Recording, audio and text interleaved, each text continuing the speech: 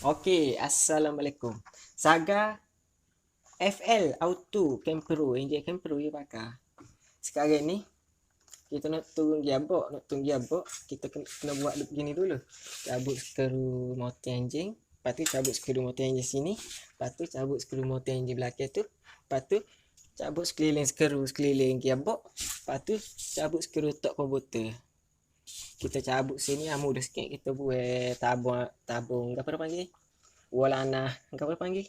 Ejuh ke apa. Lepas tu cabutlah skru top komputer, dia ada saiz 17. Skru top komputer jalik ni. Dia bukan cabut kod starter. Starter kita cabut dah. Setengah kereta kita akan cabut kod starter top komputer dia tu. Contohnya Myvi kau. Lepas tu turun gearbox. Sekarang ni nak turun gearbox, dia sutuk. Dia sutuk dengan frame. Ni frame ni sebatan ni, frame. Dia sutuk dengan frame ni, kita kena cabut jugalah dengan frame ni. Selok sikit lah. Kalau untuk manual kita selok gitu je gearbox. Kalau auto ni kita kena turun juga. Apa panggil? Frame ni. Sekarang ni masalah skru ni pula ni. Ya skru dia ni, nak dia ni, dia tutup dia pakai ni je, dia tak wedding nak dia.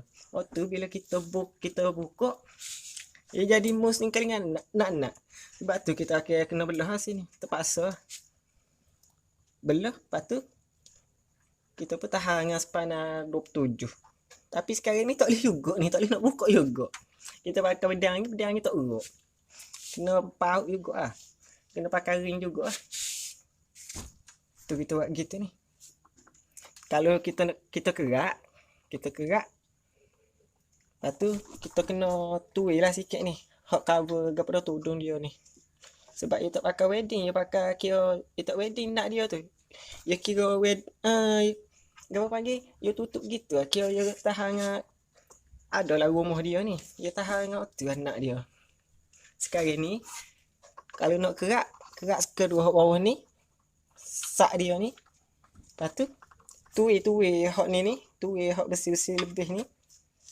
Bekas kita cokeh dah ni, tuai, lepas tu buat naik. Selesai, lepas cabut frame. Macam itu sajalah.